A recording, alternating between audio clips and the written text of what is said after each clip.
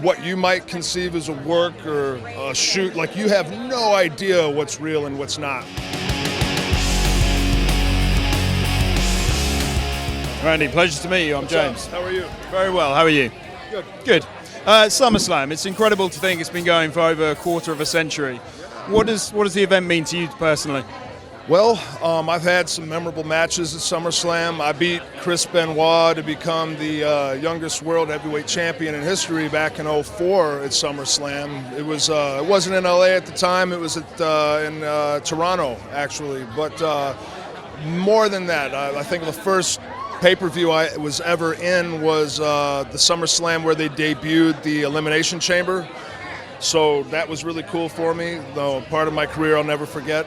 But everyone has a memory from SummerSlam from one point or another, whether they were watching as fans or whether they performed themselves. And I guess you've always been part of the industry growing up with your father. What memories have you got of SummerSlam as a kid?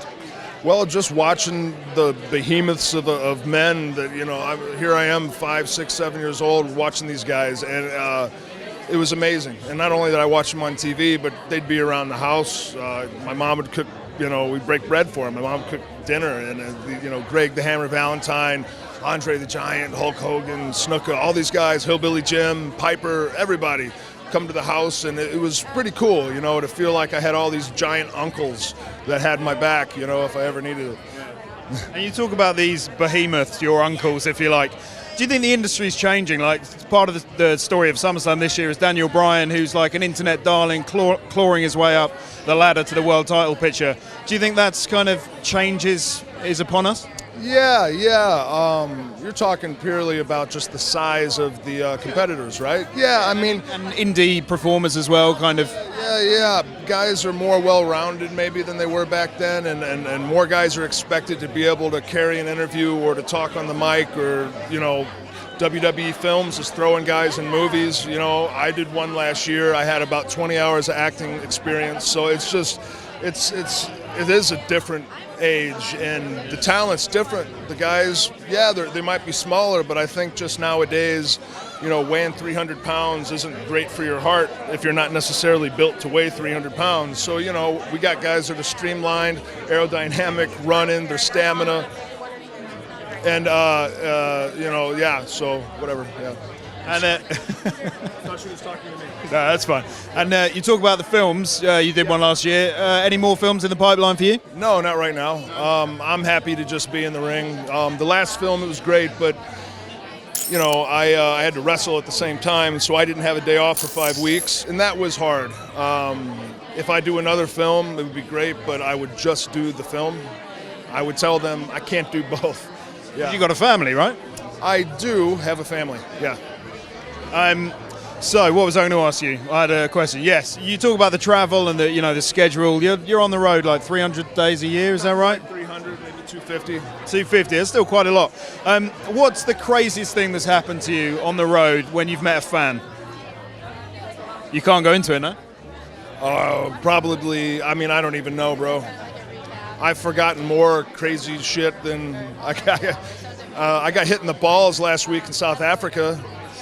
Yeah, did you? I think everybody did. My fucking doctors, everybody, everywhere I go, hey, are your balls okay? But, that was pretty crazy. I think that's the first time that's ever happened, ever. So that wasn't a work, no?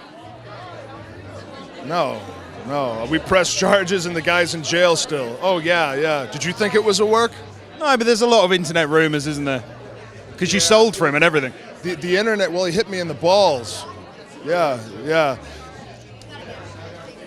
What size shoe you got? 6. You see this? Yeah. Picture this being the ring rope. Yeah. Picture that big-ass foot stepping on this and stepping on this. So see that? It's like a tight rope, ladies and gentlemen. Imagine standing on a tight rope. Back up here. And about to extend your arms out in the open to do your pose that people have recognized for almost a decade after a match that you have won in South Africa at the beginning of a 5-day tour.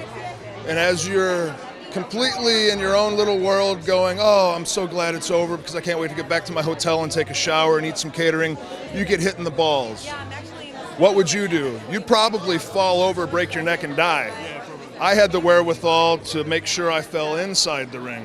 But either way, what you might conceive as a work or a shoot, like you have no idea what's real and what's not. When you could not, you know what I mean? But common sense would tell you that this little skinny runt that looks like a local South African guy wearing shoes and jeans and one raggly elbow pad. Did you recognize him like from being on the run? No. So you thought it was a work because you read it on the internet? No, I didn't think. Oh, okay. Right. Rumors. I love the internet. It's changed the industry, hasn't it? Oh, strange indeed. Yeah. But yeah. I sure as hell didn't sell for the fucking guy. I wish I would have kicked him harder in the face. But yeah. We good? We're gonna wrap it up. Yeah. Lovely to meet you. Thanks. Thank you. Yeah. Hi, I'm James. Dylan. Lovely to meet you.